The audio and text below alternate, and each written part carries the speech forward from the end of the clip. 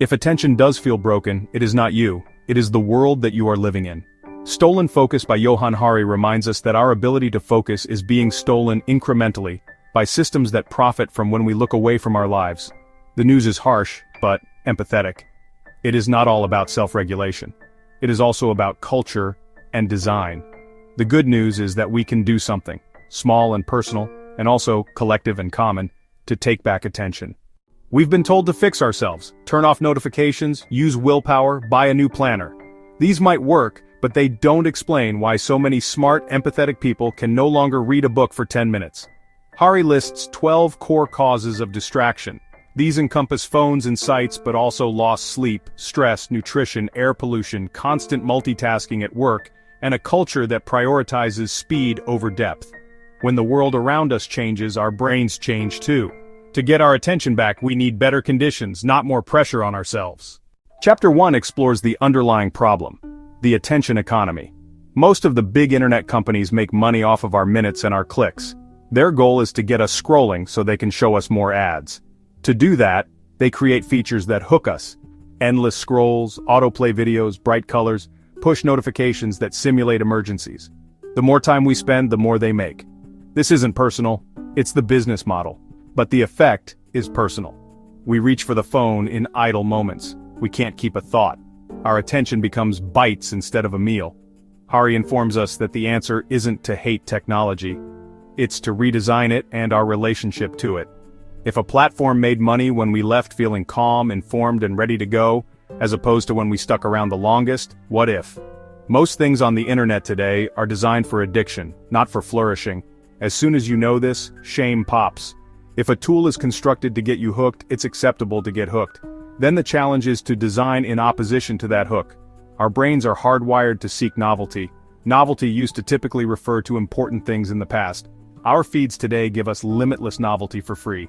That makes deep focus feel less rewarding in the moment. It's a mismatch. Fixing it is about making deep focus more available and making the hooks less sticky. Chapter 2 ventures beyond screens and examines other thieves of attention. Sleep deprivation produces concentration collapse.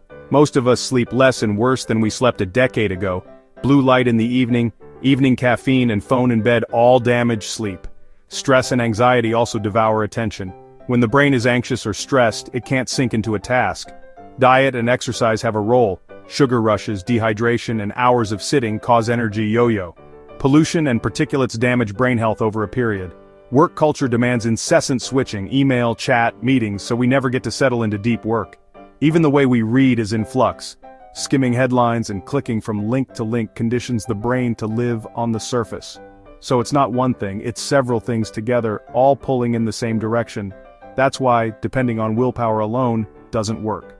An effective plan needs to address several causes at once. Better sleep, quieter machines, less switching on the job, and short, real breaks that recharge energy. When we fix the foundation, the plant grows. Chapter 3 constructs a personal plan to safeguard attention, kindly. Begin with sleep, phones out of the bedroom, cheap alarm clock, dim screens at night. Attempt to sleep and wake at hours that work for your life, and maintain them consistent most days. The hour before bed, wind down, warm light, quiet activities, softer music. Small steps here reap big rewards. Second, award yourself a single daily deep block. 60 to 90 minutes is sufficient. Stick the phone in a different room. Utilize a simple sight blocker. Note down the first tiny step on a note card prior to beginning. When a craving arises, tag it, breathe once, and jot one line. Come back. Deep blocks refresh the attention muscle. One block a day sets the tone for the entire day. Next, make devices more subdued. Disable non-human notifications. Leave calls and calendar invites only. Relocate social apps away from the home screen or away from the phone. Enable grayscale. Leave the home screen blank. Batch email and chat checks. Late morning and late afternoon, not all day. On the computer, leave only a few tabs open during the zone. Send long reads to a later list so they no longer clog the task in front of you. Take real breaks, a quick walk, earbuds off, a drink of water, a minute staring out a window. Real breaks feed focus. Scrolling is not a real break, it's more stimulation. And give the eyes and body a little TLC. 20 seconds staring off into the distance every 20 minutes, a stretch, a stand. Easy things keep energy level up and allow the next block to go smoothly. Chapter 4 deals with work and school culture. where distractions are typically dispersed around intentionally. Speed, instant answers, and consecutive meetings are rewarded in most offices and classrooms. This is lethal to deep work. A solution is a team focus window.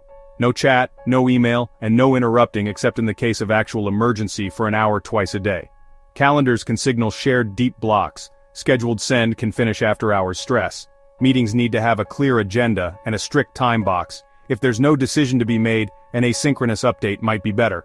In class, attention is heightened when transitions are kept to a minimum. Short, concentrated bites with short spaces, phones turned off for deep learning, easy talk and listen expectations, 1 short minute of quiet before a challenging question, small designs that direct attention as habit, not expectation. We can't ask students to attend in a distracting class where a screen is calling to them from the desk. We can design the classroom to assist them. This chapter also alludes to the cost of constant switching. Each switch incurs a refocus tax. It takes time to get back to where we are. If we switch 30 times an hour, we never bottom out. Defending one deep block saves the tax and improves the quality of thinking. Teams that defend focus shift better work with less stress.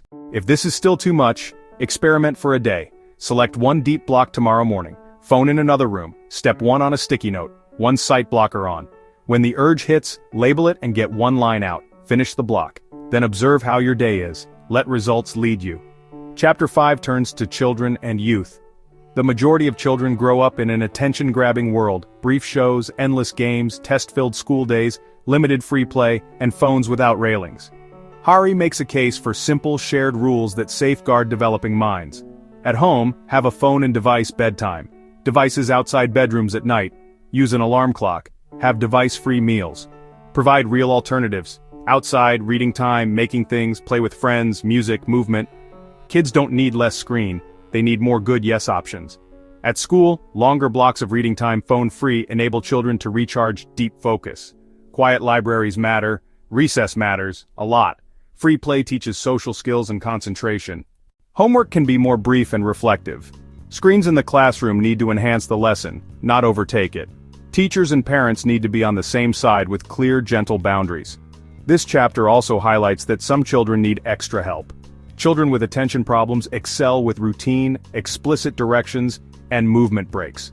Blame doesn't work. Design does. Chapter 6 looks out at society and policy. If we pay platforms when we linger, they will continue to pull us in. We can demand alternative incentives. Imagine limits on radical engagement tricks for children. We can even demand attention-respecting cities.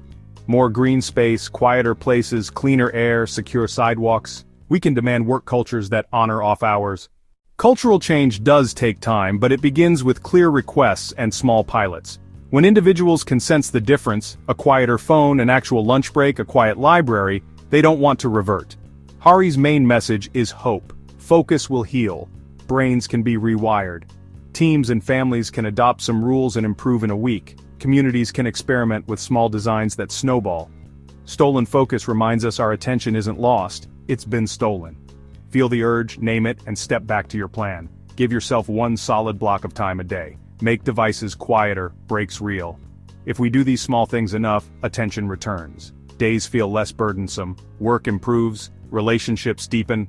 Life slows down enough for meaning to appear. Tomorrow, treat yourself to 1 deep block. Let's reclaim our attention, together.